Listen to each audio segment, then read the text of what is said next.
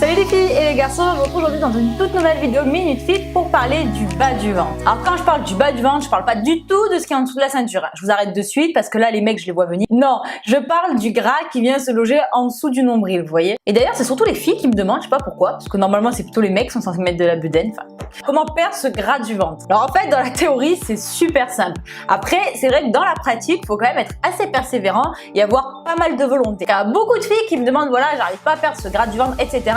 Mais en fait, qui n'y mettent aucune intensité. Il faut mettre de l'intensité. On répète avec moi, intensité. Aller à la salle, ça vous donnera jamais un corps de malade. Comme aller à la bibliothèque, ça vous rendra pas intelligent. Non, il faut en fait tout donner, bosser et s'arracher à chaque fois que vous faites une séance. Si vous y allez décontracté, vous faites que papoter, vous chargez pas, vous êtes en fait sur vos acquis, vous n'aurez pas des résultats satisfaisants. Donc il faut y aller et il faut tout donner. Mais j'ai super chaud en fait. Oh, mais alors cet été avec les spots, je sens que je vais mourir. Ouh. Alors déjà, le premier conseil, en fait c'est un conseil avant conseil, donc voilà, c'est d'arrêter de croire que les crunchs vont vous aider. Les crunchs ne sont pas vos amis, on oublie ça. Les crunchs, ça va pas vous faire perdre le gras du ventre, c'est clair et net, il y a des méthodes beaucoup plus efficaces que se taper 500 crunchs tous les soirs, croyez-moi. Si vous voulez perdre du bas du ventre, en faisant un raccourci, en fait, faudrait presque pas travailler vos abdos. Bon, c'est un petit peu court-circuité, mais en gros, c'est pour vous dire que pour perdre le gras du ventre, il faut faire beaucoup d'exos polyarticulaires, notamment comme les squats. C'est des exos qui vont en fait solliciter notamment votre ceinture. On va pas y arriver.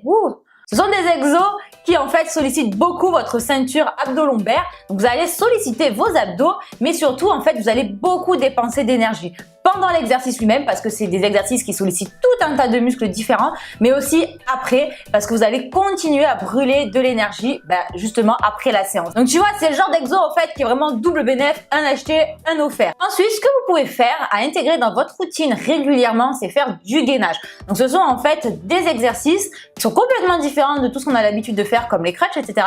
mais qui sollicitent beaucoup en fait la ceinture, mais j'y arrive pas. Et qui dit ceinture abdominale dit transverse, et les transverses c'est les muscles rois du ventre plat. Donc ce sont des très bons exercices, il y a plein de variantes possibles. Il y a la planche, voilà, le gainage traditionnel. Vous avez le truc sur la roulette aussi, je sais pas comment ça s'appelle, mais vous prenez une roulette, vous descendez et vous remontez comme ça avec les bras.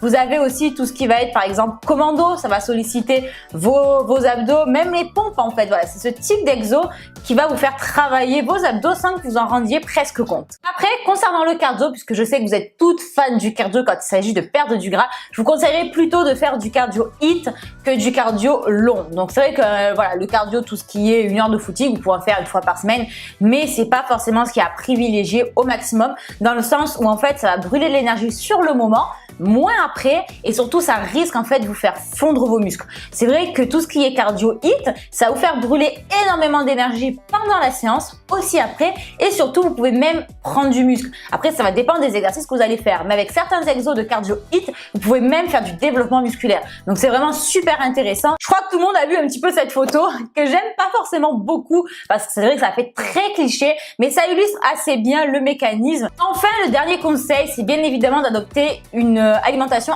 adaptée. Donc à chaque fois, je vous le dis, je vous le répète, mais s'il y a une chose à faire pour avoir une bonne alimentation, c'est bannir les sucres. Donc quand j'entends sucre, j'entends tout ce qui est IG élevé, sucre rapide, etc. Donc vous le savez, je vous l'ai déjà dit 400 000 fois, je crois, le sucre c'est notre ennemi numéro 1. Ensuite, deuxième conseil vraiment facile à adopter quand on n'est pas hyper calé sur le sujet, c'est favoriser tout ce qui est végétal de manière générale. Donc favoriser les fruits, les légumes, certains céréales, ça va en fait favoriser votre transit, ça va vous apporter plein de vitamines, de minéraux, etc. Et qui dit bon transit dit ventre plat. Je vous en parle dans cette vidéo, je vous mets le petit lien si jamais ça vous intéresse. Enfin, je terminerai cette vidéo en vous conseillant de rester focus sur vos objectifs, d'être déterminé et surtout d'être patiente et régulière.